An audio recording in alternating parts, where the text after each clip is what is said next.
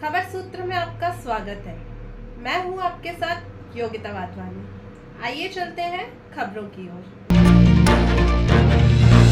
कांग्रेस के पूर्व केंद्रीय मंत्री डॉक्टर शशि थरूर पहुंचे गुरुनगरी अमृतसर। इस मौके पर उन्होंने अमृतसर लोकसभा प्रत्याशी गुरजीत सिंह औजला के पक्ष में प्रचार किया। डॉक्टर शशि थरूर ने एक निजी होटल में गुरजीत सिंह औजला के साथ और कारोबारियों के साथ प्रेस कॉन्फ्रेंस की। इस मौके पर उन्होंने व्यापारियों के सामने आने वाली कठिनाइयों के बारे में बात की और उन्होंने आश्वासन दिया कि हमारी सरकार आने पर उनकी कठिनाइयों को जल्द ही दूर किया जाएगा। शशि थरूर ने कहा कि इस बार भाजपा सरकार से जनता त्रस्त है, वे नई सरकार चाहते हैं। उन्होंने कहा कि मंगलसूत्र और मुद्रा जैसी बातें प्रधानमंत्री के मुंह से शोभा नहीं देती। शशि थरूर ने कहा कि पूरा देश प्रधानमंत्री के पद को सलाम करता है, बेंच पर बैठकर ऐसी बातें कहना सम्मान नहीं देता। शशि थरूर ने कहा कि पंजाब का विकास पूरे देश के हित में है, पंजाब एक विशेष राज्य है। शशि थरूर ने यह भी कहा कि मैं केरल में आया हूं, लेकिन पंजाब जैसा राज्य किसी भी देश में नहीं है। उन्होंने कहा कि बेरोजगारी के कारण युवा अपने रास्ते से भटक गए हैं, हमें लोगों के लिए एक अर्थव्यवस्था बनानी चाहिए। हमारे घोषणा पत्र में भी आप देख सकते हैं कि युवाओं को रोजगार देने की बात कही गई है।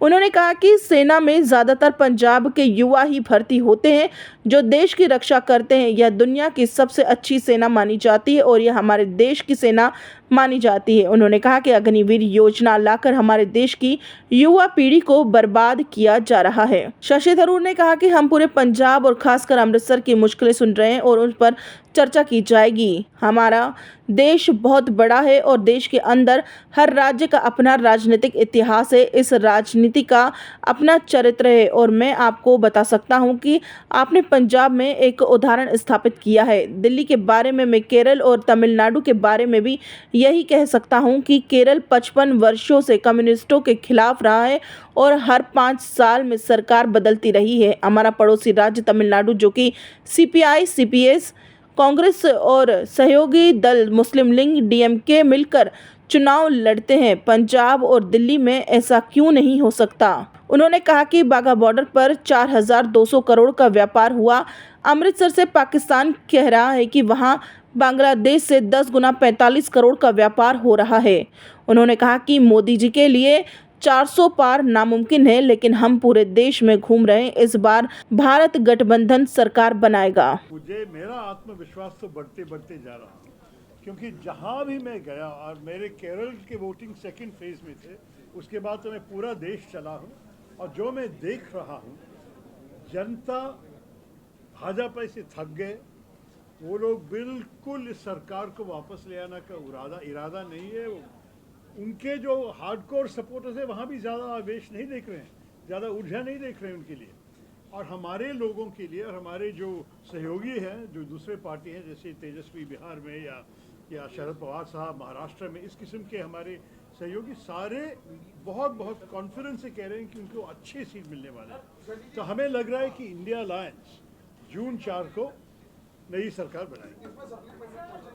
जैसे जैसे 7वें फेज तक आए, मोदी जी जो प्राइम मिनिस्टर हैं, जब बात करते हैं उनके बयानों में एक आप देख रहे हैं कि चेंजिंग आती गई। पहले फेज में कुछ थी, सेकंड में, और यहाँ तक आगे टोटली बदल गई। इसका क्या कारण समझते हैं? देखिए, मैं तो ये समझा कि मोदी जी खुद समझने लगे कि हार आने वाली है और ये हारने का एक सबूत है कि इस किस्म की बातें जो ये हिंदू मुस्लिम, वो खुद कहा कि अगर मैं हिंदू मुस्लिम बात करेंगे तो मैं योग्य नहीं है प्रधानमंत्री होने के लिए, और फिर भी ऐसे अगले दिन भी ऐसे ही कहा।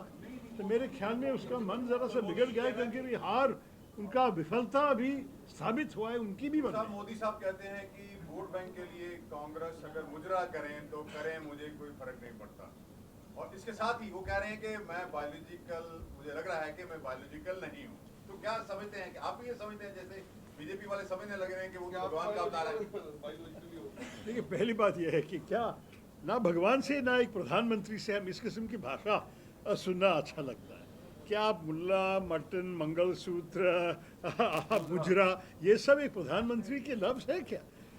बहुत अच्छा नहीं लगता जब, क्योंकि हम सब सम्मान देते हैं, सब इज्जत देते हैं। प्रधानमंत्री स्थान तो सारे भारतवासियों का है। तो जब हम देखते हैं कि प्रधानमंत्री उस स्थान से इस किस्म के लफ्ज़ इस्तेमाल करते हैं तो हमें तो बहुत बुरा लगता है, पहली बात। दूसरी बात यह है कि ये वोट बैंक की बात आपको अच्छी तरह मालूम है कि हमारे देश में अगर एक पार्टी है जो सबके नाम में काम करते हैं और सबको एक साथ लेके जाना चाहते हैं तो कांग्रेस पार्टी है। शुरुआत से ही हमारे जो रेपुटेशन है इस देश में कि कोई भी भारतवासी नहीं है जिनके लिए एक जगह नहीं है कांग्रेस पार्टी के अंदर। तो कौन है वोट बैंक? पूरा देश है। खबर सूत्र के लिए पंजाब अमृतसर से नरेंद्र सेठी की रिपोर्ट।